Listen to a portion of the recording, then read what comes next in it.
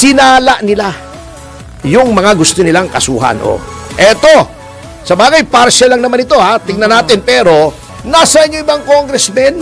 Dami nun, di ba? Oo, sinasabi ko na nga ba, walang paroroonan itong ICI as constituted ngayon, no? Di ba in-interview nyo si Martin Romualdez?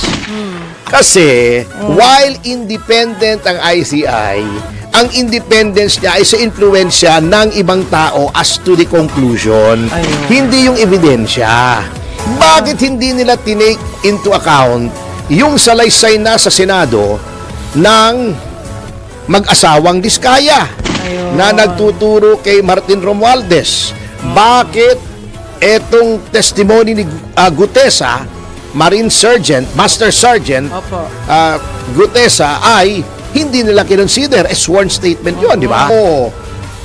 Hindi nyo kinoconsider yung ibang ebidensya. Bakit walang kinonsider na mga testimonya na nagtuturo sa speaker? So, okay na ba yun? The Justice Andres Reyes? Lusot na ba? Iyan ang sinasabi ng mga tao, di ba? O, sinasala na.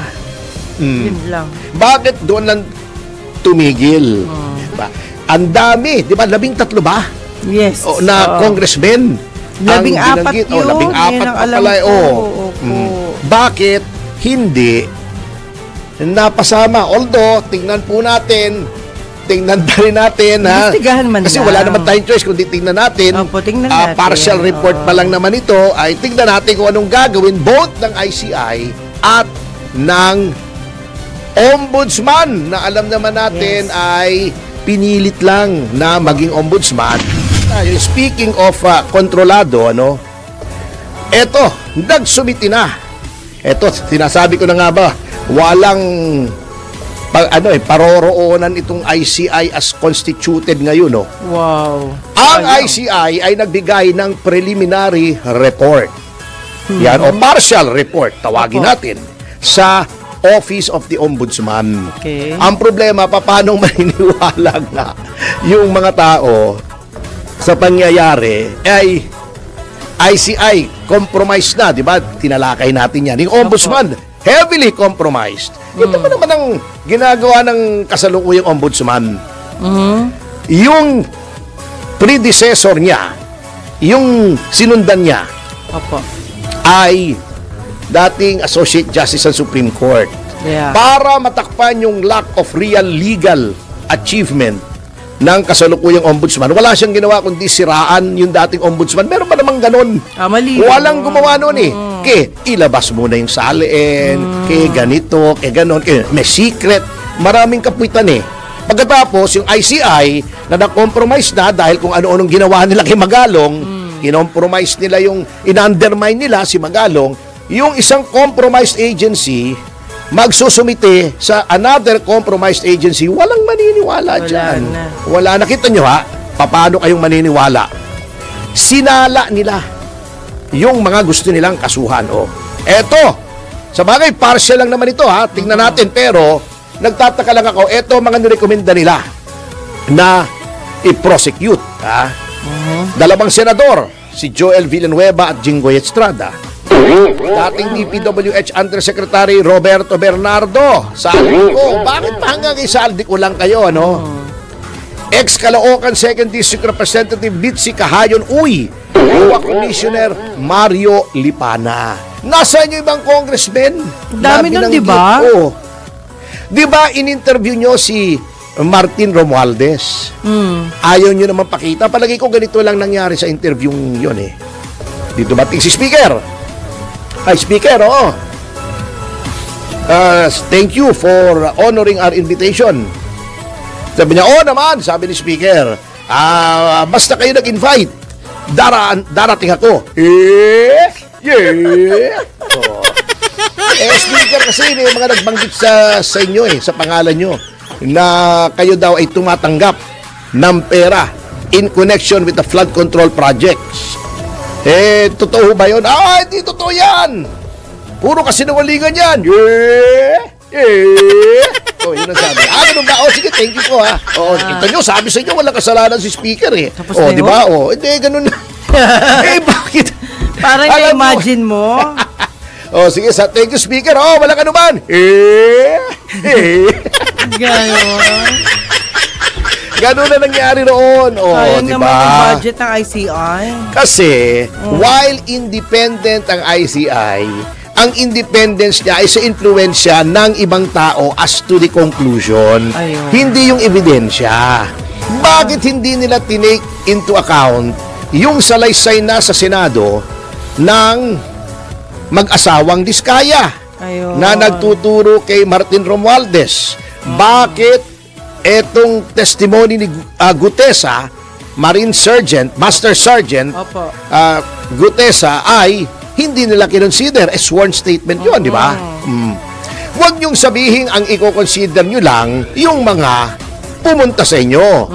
Kasi holistic po dapat ang approach niyo, di ba? Ayun. Hindi porket hindi humarap sa inyo, hindi niyo na i-consider. Opo. Kasi huwag niyong sabihin self-contained kayo kasi pagkatapos pumunta rin kayo sa ombudsman.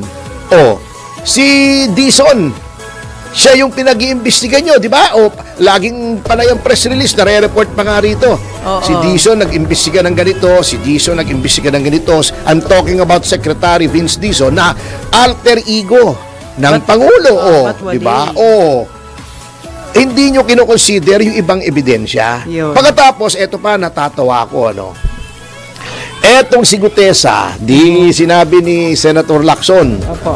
o sinabi rin noong mga ibang mga tagapagsalita ng iba't ibang ahensya. Yes, yes. O, tapos na yung investigasyon at ang nangyari ay ayon doon sa notaryo, falsipikado daw yung kanyang pirma. Na naman. Sabi naman nung Bago iba, naman. sabi naman ni Senator Marcoleta, baka naman na-pressure lang. Bakit paulit-ulit yon samantalang irrelevant na po iyon na issue? Sapagkat, kay falsipikado, kay hindi yon, the fact remains that very same statement na nagtuturo kay Speaker Romualdez na siya ay tumanggap ng mali-malitang salapi ay sinumpaan Ayun. sa harap ng Senate Blue Ribbon Committee. Committee, oh. At hindi lang sinumpaan, Opo.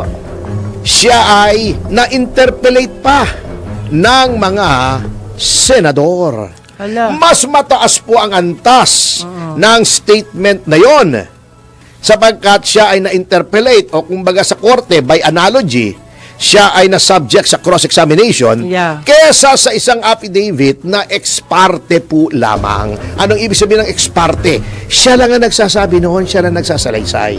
Hindi ko sinasabing ang lahat ng affidavit ay walang katuturan. Meron po. All notarized documents are entitled to full faith and credit Aha. upon their respective faces. Ibig sabihin, prima facie, Opo. yan ay totoo. Sinumpaan yan eh. Okay. Ngunit, kung ibabatay natin sa antas ng bigat ng ebidensya, mas mabigat yung sa Senado. Sapagkat, humarap siya personally, mga senador ang nagtanong sa kanya, ang pinagsumpaan niya ay yung committee secretary, Yes. yung Blue Ribbon Committee, COMSEC, ang kanyang pinanumpaan. Bakit hindi kinonsider? Bakit walang kinonsider na mga testimonya na nagtuturo sa speaker? So, okay na ba yun? The Justice Andres Reyes? Lusot na ba? Iyan ang sinasabi ng mga tao. Yan. Kaya kanina kung mga kinig doon sa napakagandang interview ni Boss Dennis Antenor doon sa Opo. isang ekonomista. Kaya ganyan ang piso, tatama na ng 60. Yeah. At sa black market nga daw Talo na talaga. 60 na Oo. walang kumpiyansa. Bakit? Dahil naaamoy-amoy na yata ng mga tao na walang manyanyari. Wala ayan na. na. Di ba? Sinasala na. Yun lang. Bakit doon lang tumigil? Ang daming mga lumalabas sa Batangas, yung kay Opo. Congressman Luistro, Yeah. yung kalye, di ba? Na nagigiba na. Na after mag-release ng daang milyong piso, wala pa rin kalye, lupa pa rin, at yung lupa ay parang naguguho na. Ano naman nangyayari? Di ba? Ang dami, di ba? 13 ba? Yes. Na congressmen. 14 binanggit. yun. 14 Yan ang pa alam pala. ko. Opo. Bakit hindi napasama? Although, tingnan po natin, tingnan pa rin natin, ha? Investigahan man Kasi lang. wala naman tayong choice kundi tingnan natin. Opo, tingnan natin. Partial report pa lang naman ito, ay tingnan natin kung anong gagawin both ng ICI at ng Ombudsman na alam naman natin Yes. ay pinilit lang na maging ombudsman at walang ginawa kundi unang-una binanatan si VP Sara. Ang dami-daming dapat imbestigahan. Binanatan yung pinalitan niya na Opo. Associate Justice. Opo. Bumanat ng bumanat na pinasususpinde si Joel Villanueva. Alam na nating target ng administrasyon na ito, si Joel Villanueva, si Opo. Senator Joel Villanueva. O pinasususpinde, napahiya naman, hindi kasi nag-aral. O yung Farmally, baka nakalimutan na daw. Paano nakalimutan na? Nasa hukuman. Ha? Paano? masakit. Walang ginawa kundi magpa-presscon. Gusto niyang nakikita sa camera. Napapanood niya yung mukha niya sa YouTube. Yung ba yun?